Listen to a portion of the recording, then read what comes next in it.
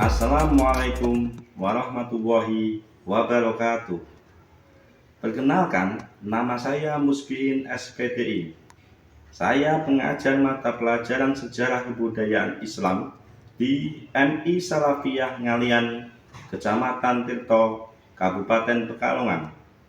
Saya adalah mahasiswa PPG dalam Jabatan Transformasi Angkatan Pertama tahun 2025 dari LPTK UIN Maulana Malik Ibrahim Malang, NIM 2409109120357.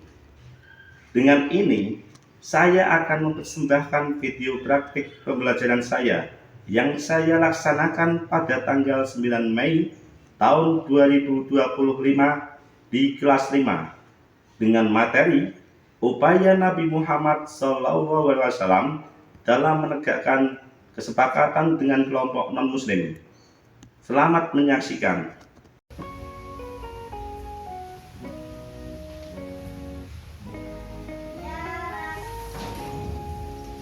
Assalamualaikum warahmatullahi wabarakatuh. Waalaikumsalam warahmatullahi wabarakatuh.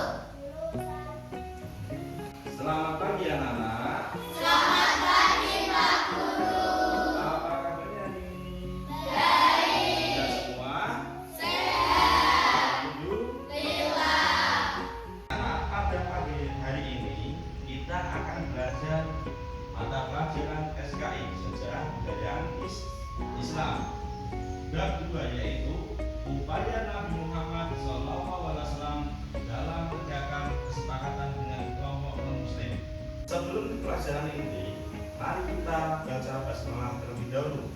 Bismillahirrahmanirrahim. Dan dilanjutkan dengan membaca, kita baca surat-surat pendek untuk mendoakan keluarga kita yang sudah meninggal dan mendoakan diri kita masing-masing. Membaca dengan surat Al-Fatihah. Al-Fatihah.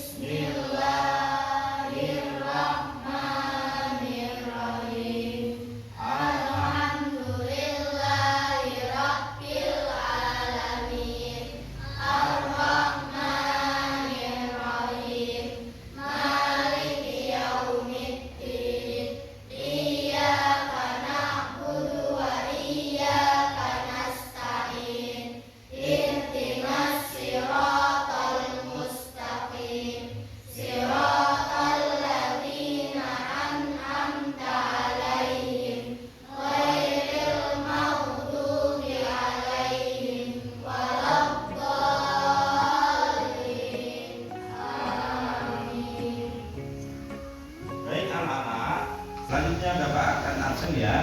Yang pertama Aditya Yusuf, Jasmine Erin Jupa, Aira Safia, Muhammad Abid Fadil Abyan, Muhammad Lutfi Sahi Saidan, Muhammad Abid Akila, Muhammad Abiul Asmi, Muhammad Faris Hadi, Muhammad Kafasenul Mustafa, Muhammad Rizky Asake, Muhammad Salim Buddha, Nana Sabila, Rizky Aprilia, Safitri Aminia, Sahila Paulina Sari, Sasabila Naifani, Sirni Naila Sofa, Sultan Ahmad Rifki, Safila Paulina, Mulu Ilmi.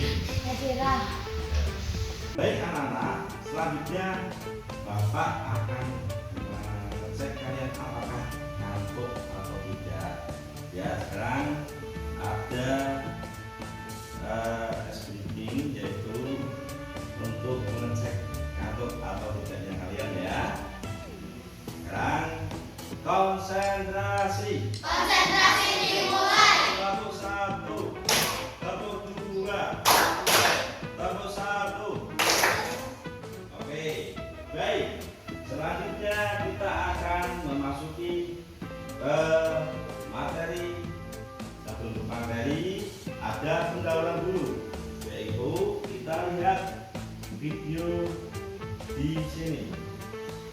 Oke, kita dengarkan dengan seksama. Assalamualaikum warahmatullahi wabarakatuh. Pada pertemuan kali ini kita akan membahas bab 2, yaitu tentang upaya Nabi Muhammad SAW dalam menegakkan kesepakatan dengan kelompok non-muslim. Sebelum kita ke pelajaran inti, mari kita perhatikan pendahuluan berikut. Negara kita penduduknya beraneka ragam agama, suku, adat istiadat, dan bahasa. Ada yang beragama Islam, Kristen, Protestan, Hindu, Buddha, dan Konghucu. Ada juga yang menganut aliran kepercayaan.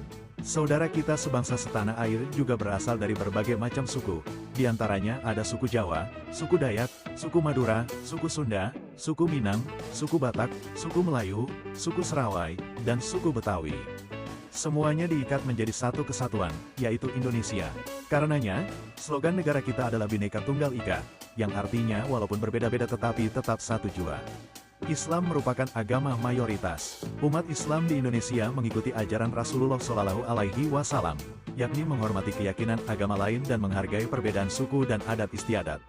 Keteladanan Rasulullah tersebut tercermin pada tindakan Rasulullah SAW memimpin kota Madinah yang menjalin kesepakatan dengan non-muslim. Coba perhatikan dan amati gambar berikut. Informasi apa saja yang dapat kita peroleh dari gambar tersebut? Baik, yang pertama, keberagaman agama di Indonesia. Yang kedua, persatuan dalam keberagaman. Yang ketiga, latar belakang peta Indonesia. Yang keempat, simbol Bhinneka Tunggal Ika, dan yang kelima, yaitu pakaian adat dan religius. Contoh sikap yang menunjukkan kerukunan, diantaranya adalah: nomor 1, menghargai pendapat teman saat diskusi. Nomor 2, tidak meremehkan atau mengejek teman. Nomor 3, tidak mengganggu teman. Nomor 4, menghargai teman yang sedang melaksanakan ibadah. Nomor 5, bersikap sopan dan akur dengan saudara. Dan masih banyak contoh yang lainnya. Contoh sikap yang menunjukkan permusuhan, yaitu menghina, mengejek, mengancam, melakukan kekerasan fisik atau verbal, menyebarkan gosip jahat, mengucilkan seseorang dari kelompok, merusak properti atau hak milik orang lain, dan masih banyak contoh yang lainnya.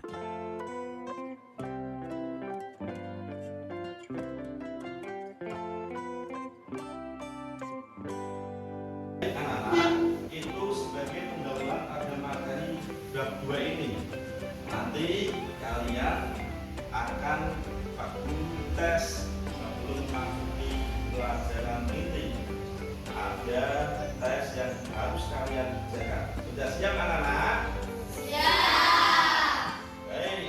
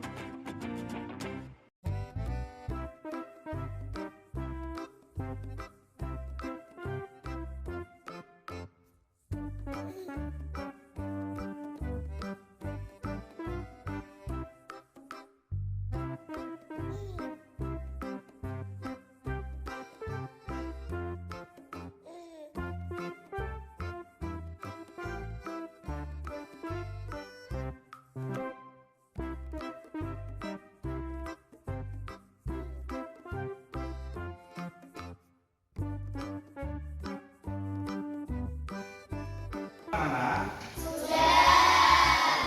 Ayo kita kumpulkan. Ambil satu-satu.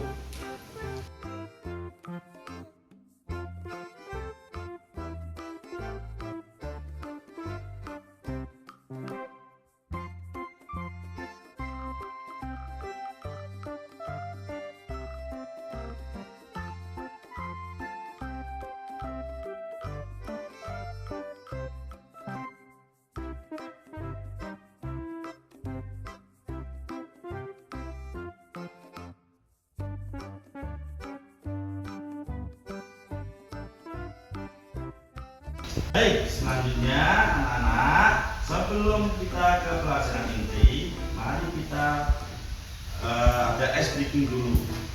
Coba, tepuk 1, tepuk 2, tepuk 3, tepuk 4, tepuk 5, tepuk fokus.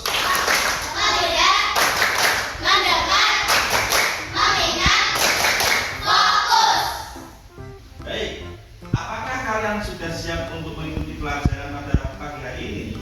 Siap. Apakah kalian siap untuk mengikuti diskusi? Siap. Anak, sekarang kita akan melanjutkan ke pelajaran inti, yaitu bab 2 tentang upaya Nabi Muhammad SAW dalam menegakkan kesepakatan dengan kelompok non-muslim. Itu ada 3 pembelajaran.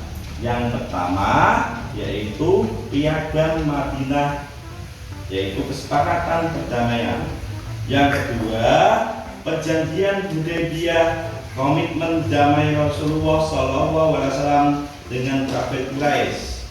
Yang ketiga, yaitu Nabi Muhammad menjalin komunikasi dengan kerajaan non-muslim.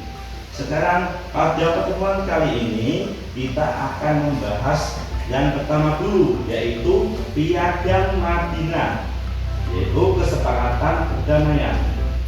Apa itu piagam? Siapa yang tahu? Coba. Apa itu piagam? Ya, maksudnya silakan. Ya, pintar, bagus. Ada yang lainnya tidak? Ya, nggak akan, silakan. Iya, bagus, betul semua. Piagam itu betul apa yang disampaikan Mas Huda, apa yang disampaikan Amel. Sekarang kita lihat apa itu piagam. Ya. Sekarang apa itu Madinah? Madinah adalah kota yang ada di Timur Tengah sana ya, di kota di negara Arab. Ya, sekarang kita lihat video berikut.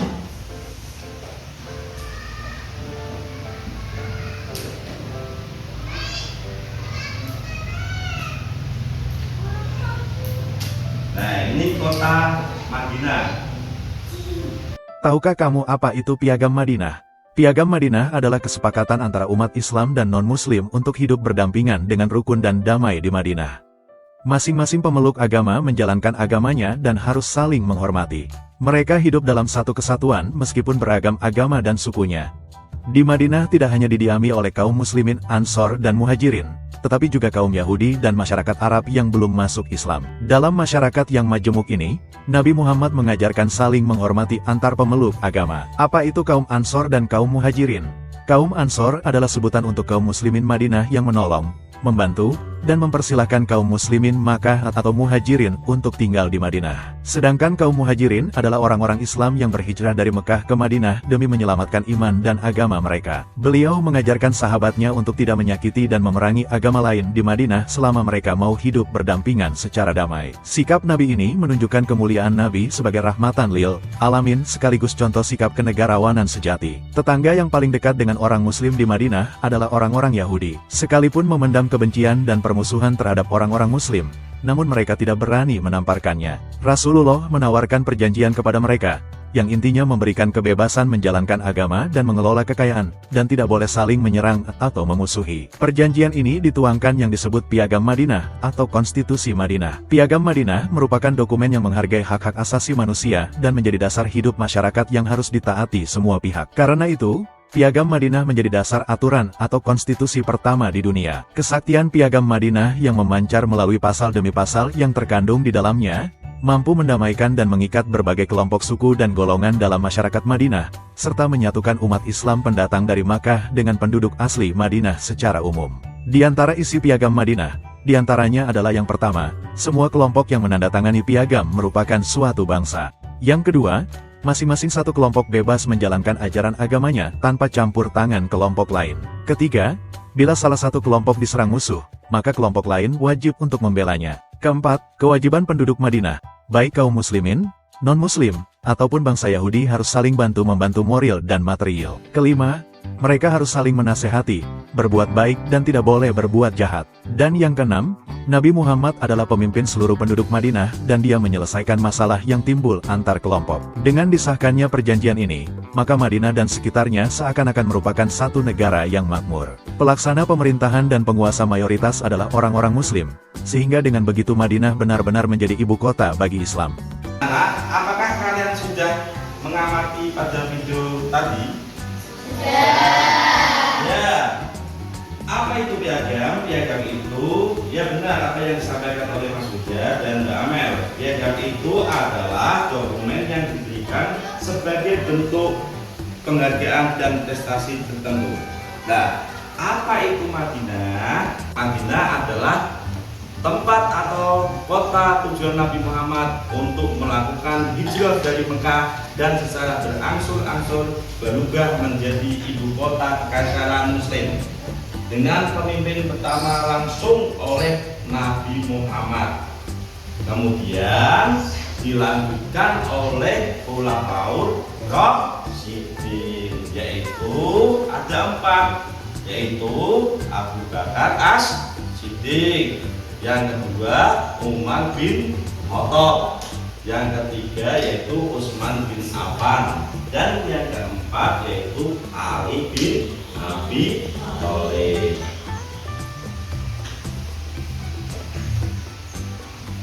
Baik anak-anak, apakah video tadi sudah bisa dipahami?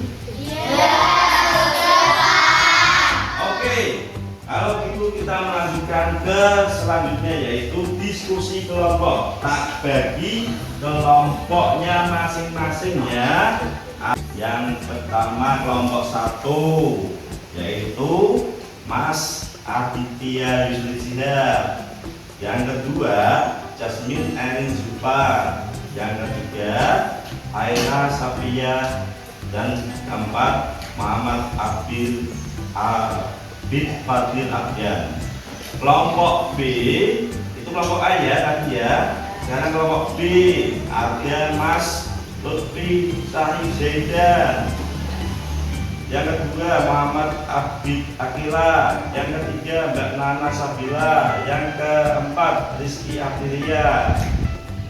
Sekarang kelompok C yaitu Muhammad Abdi Ul Asmi, Muhammad Faris Hadi, Safitri Aminia, Sahila Paulina Sari. Sekarang kelompok D, Muhammad Nafas Zainul Mustafa, Muhammad Rizky Asyakib, Sasa Bila Naifani, Cinni Naila Sofa.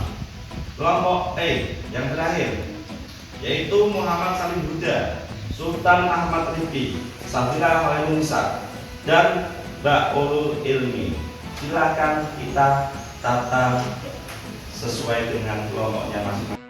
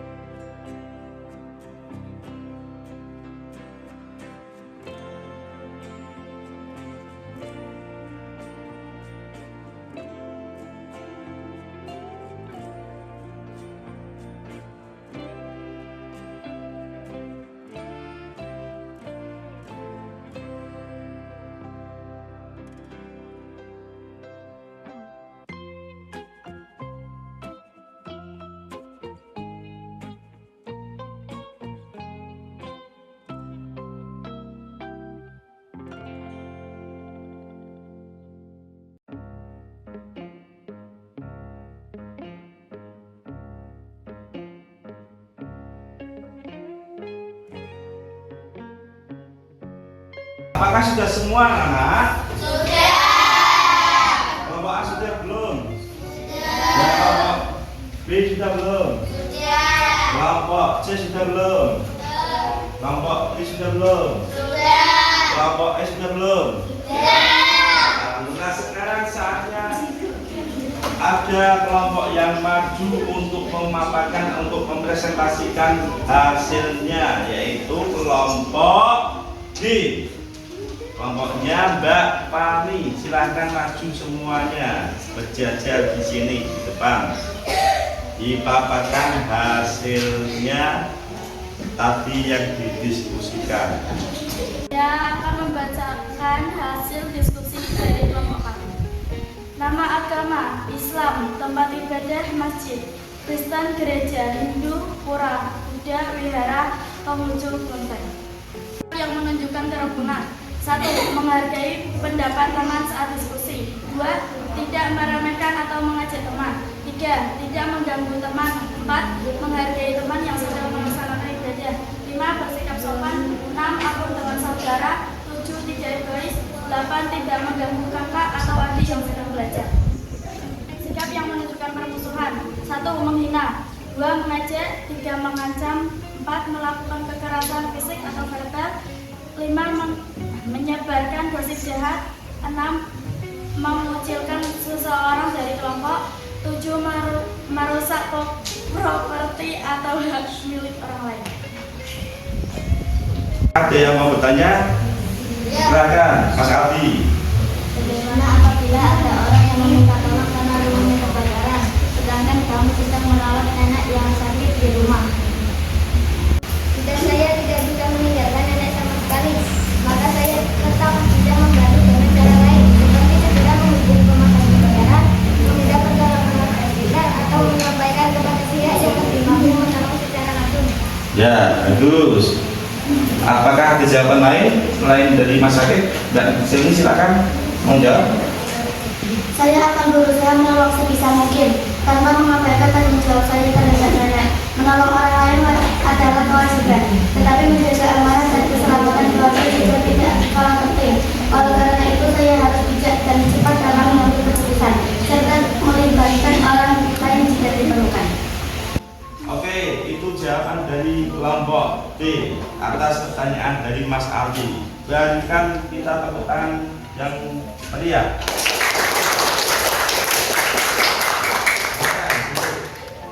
Kelompok D, tangan dulu.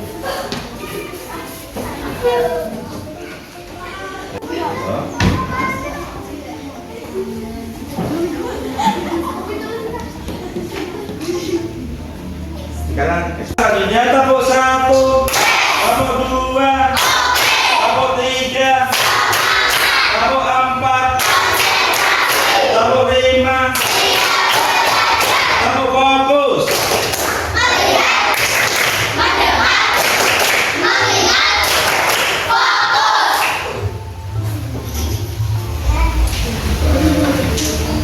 Dari pelajaran tadi yang disampaikan itu, dari video tadi yang kita tayangkan, ada beberapa kesimpulan yang bisa diambil, yaitu Piagam Madinah adalah kesepakatan antara umat Islam dan non-Muslim untuk hidup berdampingan dengan rukun dan damai di Madinah.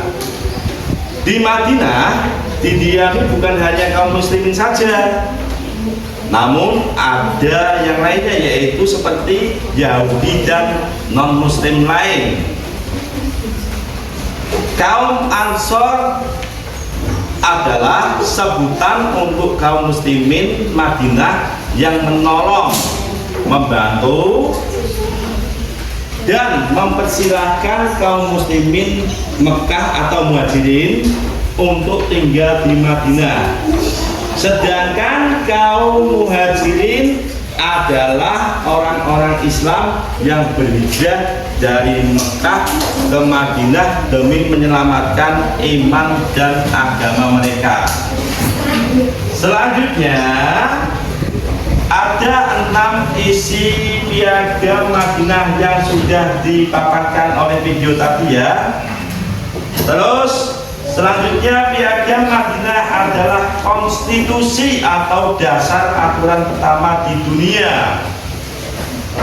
Nah, jika ada pertanyaan atau pernyataan berikut, Ikatan Kebangsaan di Madinah berhasil menyatukan Muslim dan non-Muslim dalam mewujudkan masyarakat yang makmur. Nah, dengan negara kita kan mempunyai atau memiliki semboyan Bhinneka Tunggal Ika, itu hubungannya bagaimana kalau dihubungkan dengan sejarah itu? Nah, bagaimana pendapat kita? Nah, itu jawabannya, yaitu ikatan kebangsaan yang terjalin di Madinah pada masa Nabi Muhammad SAW menjadi teladan dalam membangun masyarakat yang majemuk dan harmonis. Melalui Piagam Madinah, kaum muslim dan non-muslim hidup berdampingan dalam semangat saling menghargai dan bekerja sama demi kebaikan bersama. Nilai-nilai ini sejalan dengan semangat kebangsaan di Indonesia yang tercermin dalam semboyan Bhinneka Tunggal Ika. Artinya yaitu berbeda-beda tetapi satu jua. Semboyan itu menjadi dasar persatuan bangsa Indonesia yang terdiri dari berbagai suku, agama, budaya, dan bahasa. Oleh karena itu, semangat persatuan dan perbedaan sebagaimana dicontohkan di Madinah itu patut kita teladani dalam menjaga keutuhan dan kerukunan bangsa Indonesia. Itu ya anak-anak. Dari pemaparan kesimpulan Bapak tadi sampaikan, ada tugas pengayaan untuk kalian untuk dijawab ya. Sudah siap? Siap. Oke.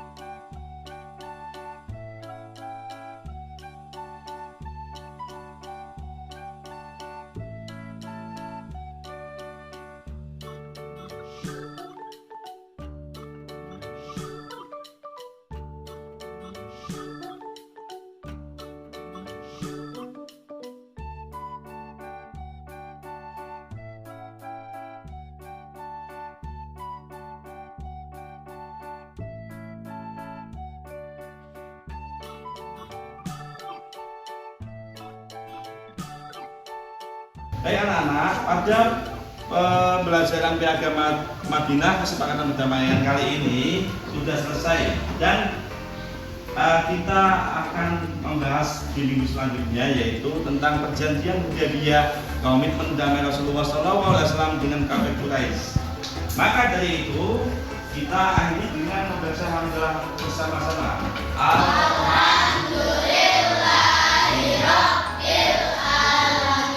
Sekian dan terima kasih Pak Guru sampaikan. Assalamualaikum warahmatullahi wabarakatuh.